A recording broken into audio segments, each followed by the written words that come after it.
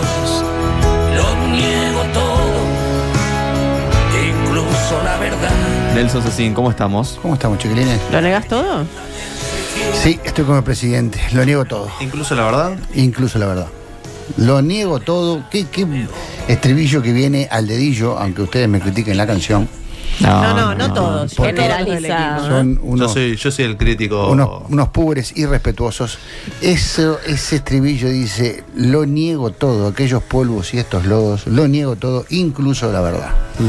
Y qué semana que tuvo el presidente negando la verdad o deformando la verdad, digamos, ¿no? Porque lo que pasa es que, claro, esto es como hablábamos recién, como la tapadita, pero no de urgente, sino de la murga. De asaltantes era, ¿no? Sí, esto tapa lo otro. Pues si nos ponemos a pensar, en 7 días, el presidente tuvo 3 intervenciones en ruedas de prensa memorables, porque ya no nos acordamos de la intervención de la semana pasada con el asunto Iturralde. Claro. ¿De acuerdo? La presión de Iturralde a la fiscalía. ¿Qué hace el presidente allí?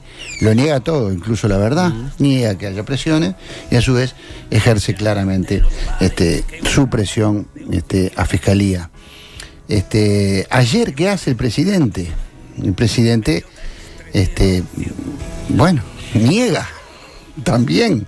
No niega que haya obtenido la información, pero niega que la haya usado la información. Claro, hay un problema ahí. Niega el alma de los hechos. ¿Para qué quiero yo información si no la uso, no?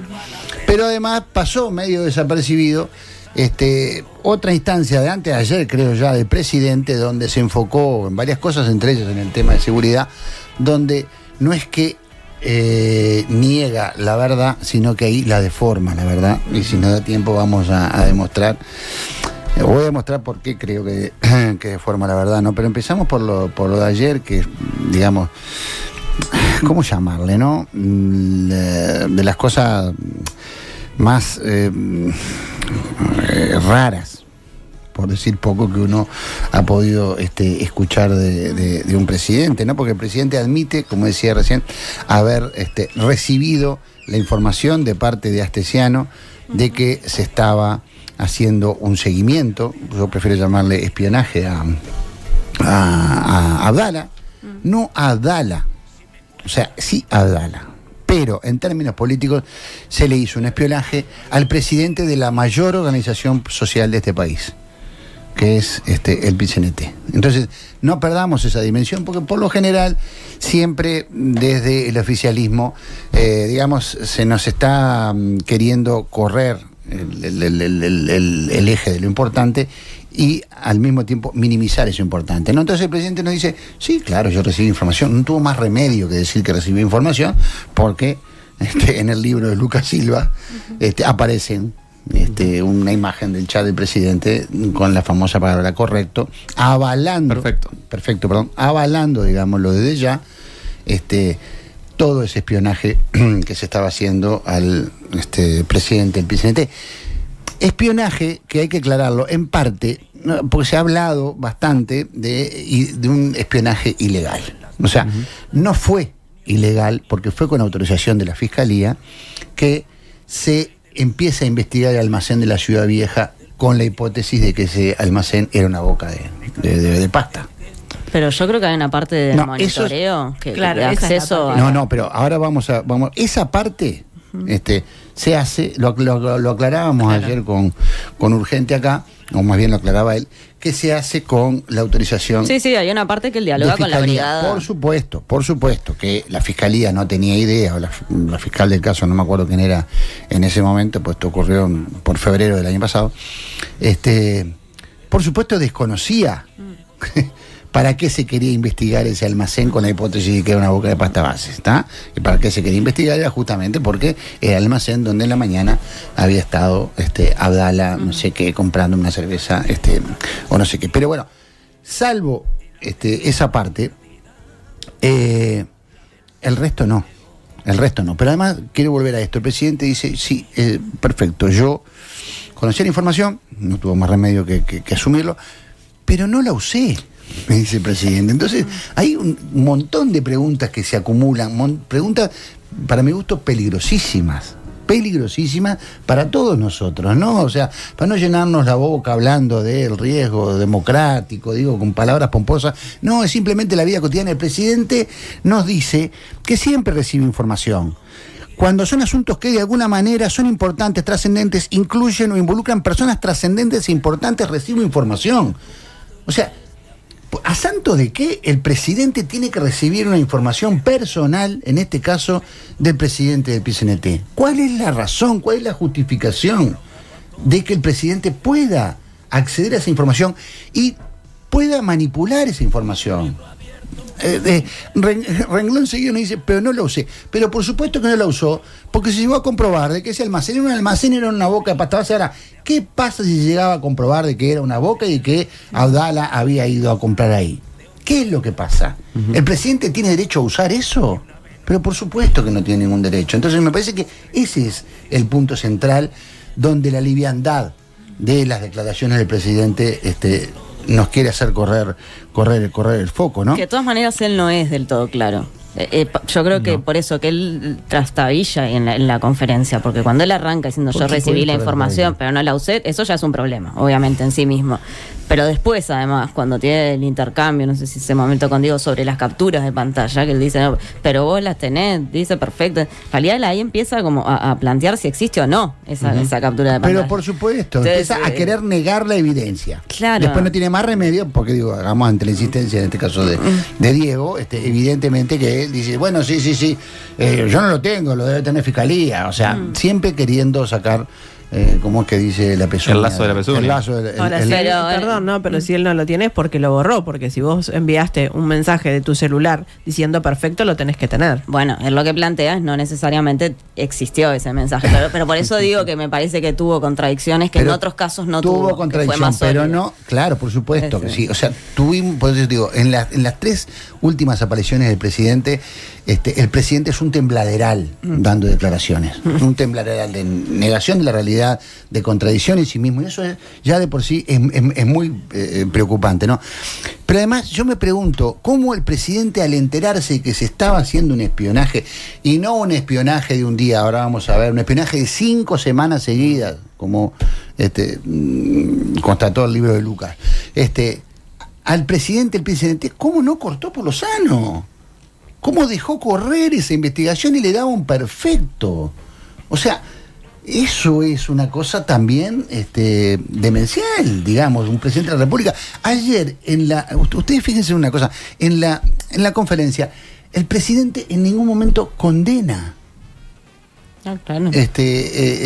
la pesquisa. No, siempre intenta justificar y siempre intenta livianizar el hecho, pero no aparece ni una sola palabra de que y condenar la filtración. Una vez más condenar la filtración. Por supuesto, ¿no? Por aquello que le hemos eso hablado. ya es moneda corriente. Por supuesto, en él y en varios dirigentes de la coalición, ¿no? O sea, es lo mismo, vamos a agarrar al mensajero, peor, porque cada vez, perdóname, el Pulpo, redoblan la apuesta. Ahora se meten con el autor del libro, se meten con todos los periodistas, no, es que caen todos en la misma bolsa. O sea, ¿hasta dónde vamos? Eso que decía hoy Beta de los libros, yo escuché lo mismo cuando García dijo los libros.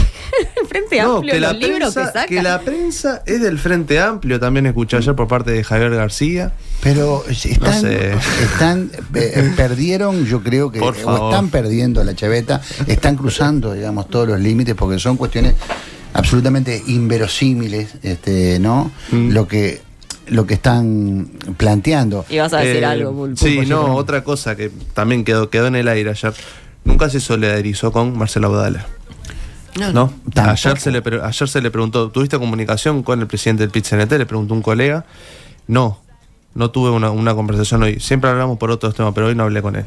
No, por supuesto. Y después, o sea, pero aparte nos da esta declaración de que sí conozco, un año después, de decir que desconocía. O sea, pero reparemos en eso. O sea, estamos ante un caso claro de utilización del aparato del Estado para fines espurios. Fines espurios que son desprestigiar y perseguir opositores. O sea, no hay otra lectura. El presidente, tengámoslo claro, recogía información a la espera de datos de que permitieran corroborar alguna de esas hipótesis. De eso yo creo que no cabe ninguna duda, porque estamos hablando de las alturas del poder y estamos hablando, digamos, de personajes políticos que son absolutamente muy inteligentes, ¿no? Y que están permanentemente, digamos, embebidos de ese juego de poder. Y el juego de poder implica que si yo puedo, digamos, perjudicar a mi rival, voy a usar todas las herramientas como para hacerlo, porque es el pensamiento dominante que está vigente en estos días, ¿no? Pero ¿por qué digo esto? Porque sí. No, el contexto en que se da todo este operativo en contra del presidente, hoy presidente del PIT-CNT, en su momento era el secretario general del PIT-CNT, cuando sucede este choque en Punta Carletas en febrero de 2022.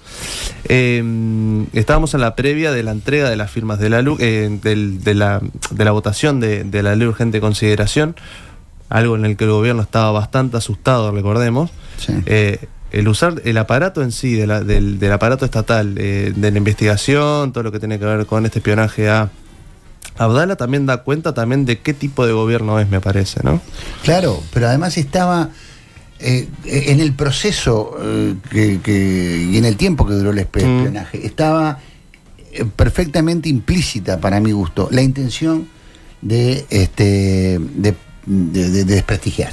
Sí. Claro. Porque este espionaje, como decía, no fue puntual. O sea, la trama duró 5 semanas, incluyó reuniones con funcionarios de narcóticos en una oficina de la residencia de Suárez, intercambios entre la seguridad de presidencia y la cúpula policial de la época, o sea, del 2022, análisis de las cámaras del sistema de monitoreo y hasta tareas de vigilancia de agentes encubiertos en un almacén de Ciudad Vieja, como mencionábamos, ¿no? Donde Abdala había estado unas horas antes del accidente, ¿no? Entonces,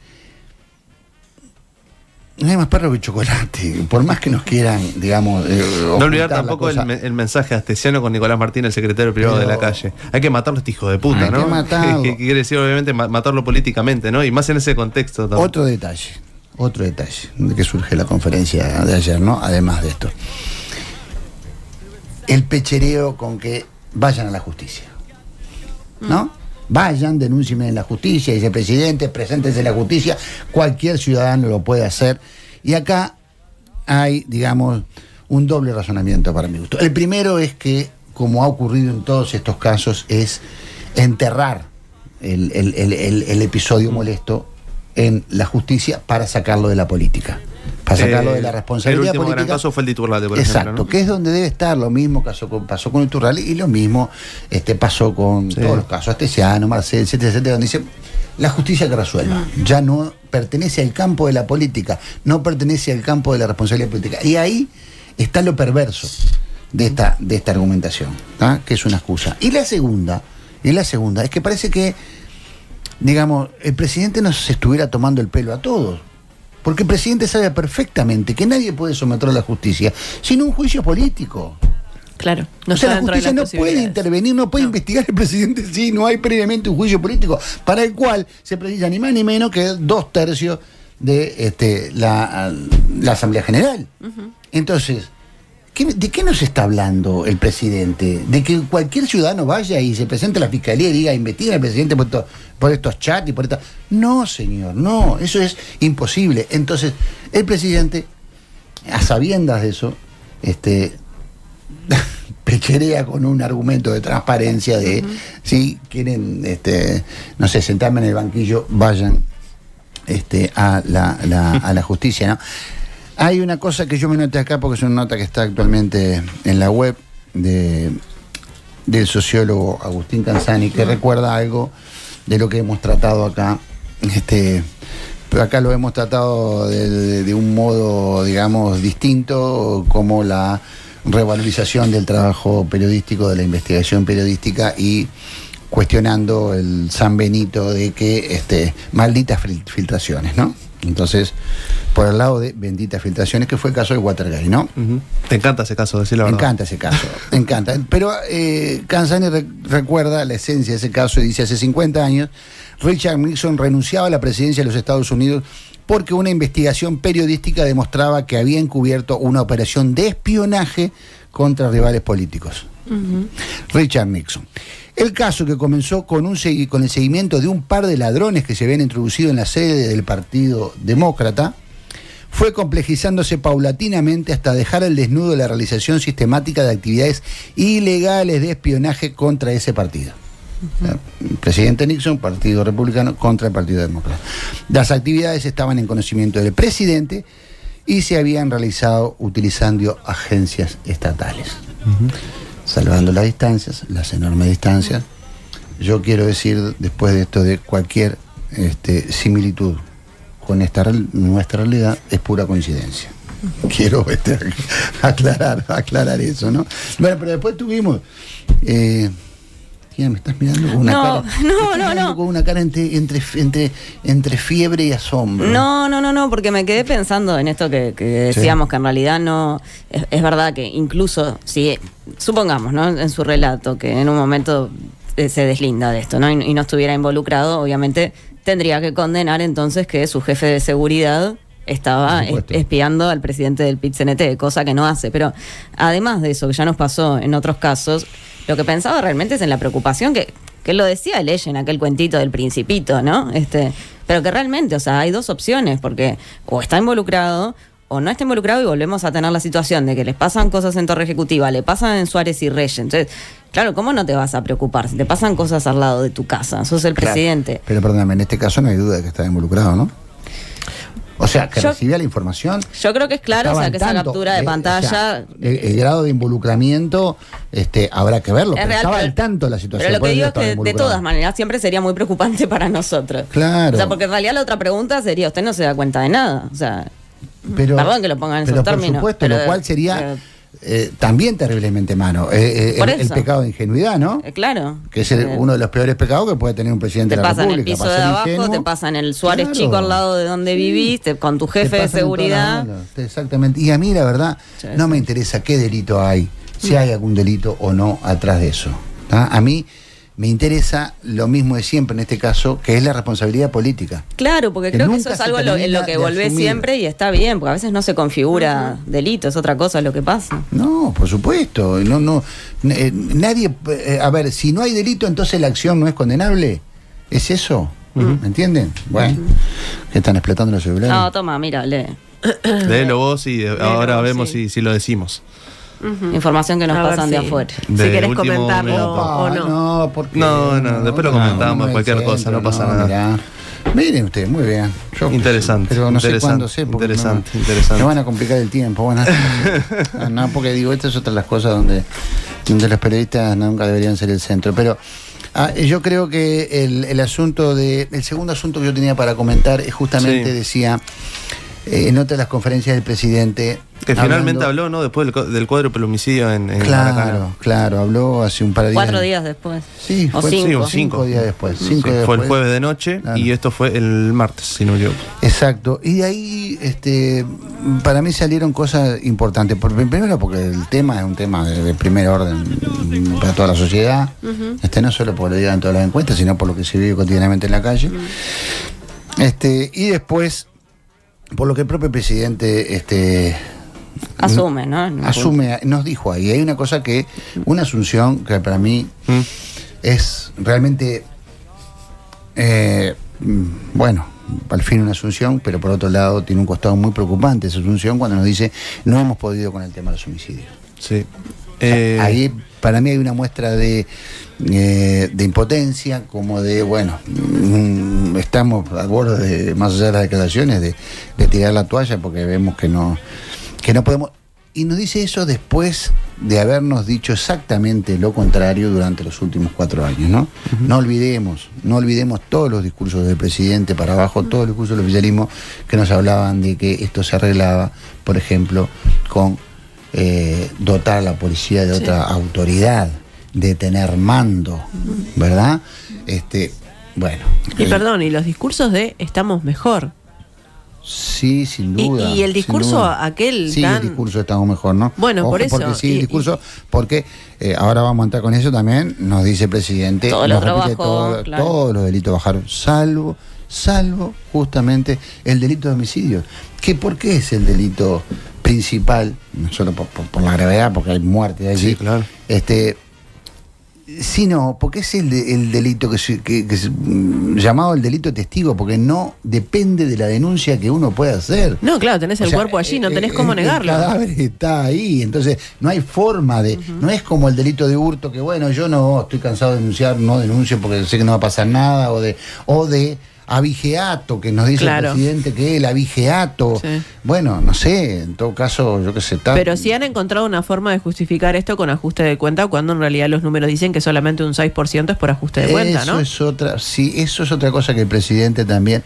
Otra de las cosas que me llamó la atención, lo que dijo el presidente, dice, no comparto que se utilice esto como plataforma de campaña. Bueno. Eso ya no merece comentario, porque digo, hemos tenido acá... Bueno, el martes previo la tapadita la dedicó totalmente a eso. Y además cuando se lo dicen, en realidad él tiene que contestar. No está bien que sea un tema de campaña, claro, está bien, y eso iba a volver a ser. Sí, eso iba a volver a ser. Y cita como tema de campaña y hace un viraje y cita a Tabaré Vázquez, como bueno está, pero digamos... Bueno, como ayer, hizo el mismo viraje. Por supuesto, pero yo digo, pero no. Son discursos absolutamente perjudiciales, ¿no? Porque favorecen, como te puedo decir, el descrédito de la palabra política. O sea, ¿cómo el presidente nos va a decir que no es el tema de campaña cuando él, su partido, sus socios, todos lo han usado de la manera que... Pero por supuesto que es un tema de campaña. Entonces, no reniegue que debe ser un tema de campaña y no reniegue que lo puede usar él cuando es oposición y lo puede usar la oposición cuando está en el lugar de la oposición, ¿no? Vos me seleccionaste un audio también cuando lo que vos decías del presidente dice, nunca escucharon a este gobierno decir que son ajustes de cuentas, ¿no? ¿Lo tenemos por ahí? Lo que nunca he hecho y no voy a hacer en los días que me quede de gobierno es poner excusas. Hay una enorme preocupación por los homicidios. Nunca escucharon a este gobierno decir que era ajuste de cuentas o otros. Son homicidios, hay vidas que se pierden. Y en este caso, además, la vida de un niño. ¿Estoy conforme? No estoy conforme. Pero hay que decir la verdad. Los delitos han bajado. No podemos con los homicidios. Lo interesante de este caso puntual, yo estuve en contacto desde que sucedió el hecho con el ministro del Interior, es que se tienen elementos importantes para poder resolver este crimen. Por supuesto no puedo adelantar más porque estaría intercediendo o complejizando la... Espera, Daniel, en serio, déjame terminar en serio. Estaría complejizando la investigación. Creo que este delito rápidamente debería de aclararse y también los móviles del delito, porque según tengo entendido no es un hecho aislado ese día, esa noche. Es algo que es un conflicto que se venía extendiendo en determinado grupo de personas ya hace mucho tiempo. Bueno, no es un hecho aislado, es un conflicto que viene ya desde pero hace... en una misma frase el presidente se desdice, ¿no? Sí, en la misma rueda de prensa se desdice. Exacto. Totalmente. Pero además, la realidad otra vez lo vuelve a desdecir, ¿no? Porque cuando dice, nunca escucharon a este gobierno decir que son ajustes de cuenta, tenemos la palabra de su exministro Heber utilizando, nosotros lo encontramos en esta vez, pero lo ha utilizado en múltiples ocasiones esto que dice ahora, ¿no? Pero a veces es muy difícil prever este tipo de acciones, ¿no? En la prevención que hace la policía es realmente a veces imposible poder prever que mañana un problema de ajuste de cuentas entre bandas pasen estas cosas, que tiren con armas automáticas, con una moto o con un auto y acribillen a muchachos de otras bandas, ¿no? Más claro, echarle agua, ahí dice justo, claro, ajuste de cuentas, ¿no? Después de escuchar esto, volvemos a repetir lo que nos dijo el presidente. Nunca escucharon a este gobierno decir que son ajustes de cuentas, pero aparte Heber lo puso el año pasado, habló del porcentaje de homicidios por ajuste de cuentas. Sí. Dijo que había un 52%. No sé de dónde sacó eso. Pero aparte, Heber, digamos, sostuvo además que el 80% de los homicidios tienen vinculación con el narcotráfico. ¿Está? El dato que me consiguió el Pulpo, ¿no? Este dato contradice justamente un informe del investigador Emiliano Rogido, que está trabajando con el ministro del Interior. La otra vez el ministro del Interior Martínez lo nombró en una entrevista, lo elogió su trabajo, ¿no? Donde dice que en los últimos 10 años solamente el 6,5% de los homicidios están vinculados al narcotráfico. O sea, el informe académico de gente que está trabajando con el Ministerio del Interior dice que un 6,5%. Heber lo elevó un poquito más de 10 veces más al 80%, ¿no? Lo que hablábamos hoy, el otro discurso de hace un rato hablamos, han bajado, nos dice el presidente, sensiblemente todos los delitos, y ahí se para decir que la seguridad ha mejorado, salvo el de los homicidios. Bueno, lo dijimos, los homicidios son los únicos que...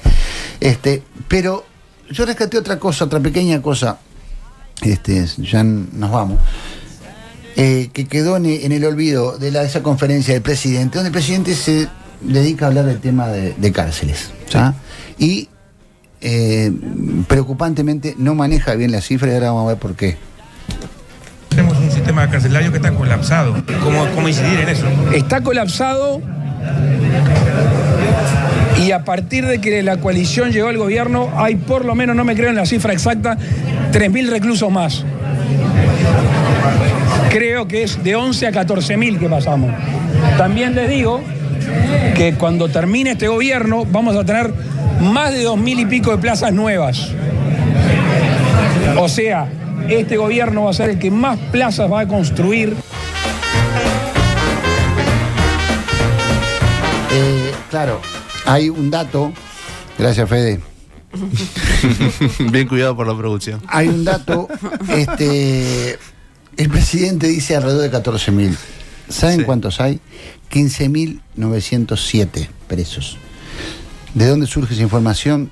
De ayer, de Mendoza, que participó el director del INR, Luis Mendoza, que participó en un evento.